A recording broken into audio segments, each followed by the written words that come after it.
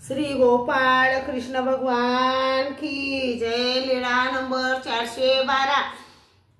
Y नायकाला शक्ती संचार। Y नायक उमाईसाला भेटण्यासाठी आले। एक पाय धुतला, दुसरा धुण्याचा राहिला होता।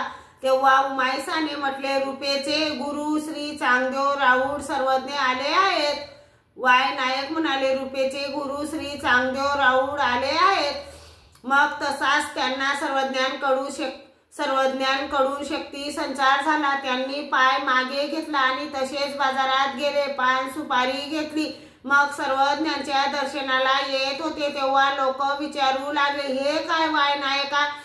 वाय नायकाने सांगितले, रूपेचे गुरु श्री चांगदेव राऊळ आले आहेत, त्यांना भेटायला जात आहे। सब्रमात धोतर वर करायचे। तसेच सर्वज्ञांच्या दर्शनाला आले। सर्वज्ञ पूर्वेकडील पडवीत बसले होते। ते सब्रमात आड बाजूने सर्वज्ञांजवळ येत होते। सर्वज्ञ म्हणाले, नायका असे इकडून या।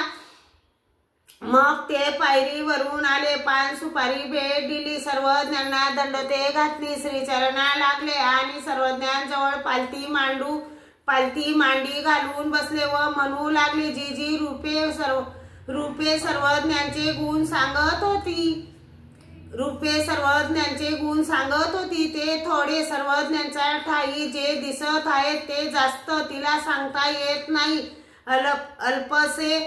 अल्पसे सांगून आपल्या बहुत गुणाचे अवमूल्यन करते। मग सर्वज्ञांनी त्यांना विचारले, नायका तुमचे नाव काय? त्यांनी सांगितले, जीजी मला वामन असे म्हणतात, वाया असे पण म्हणतात। सर्वज्ञ म्हणाले, असे तर मग तुमचे नाव वामनाचार्य म्हणूया। त्यांनी म्हटले, जीजी रूपे अखंड आपली वाट पाहत आहे, आपण कोठे राज्य करीत आहात असे तिला ठाऊक नाही, तर तिला बोलवायला पाठवू? सर्वज्ञांनी सांगितले, पाठवा। मग त्याने मोलकरी पाठविला। श्री गोपाळ कृष्ण भगवान की जय।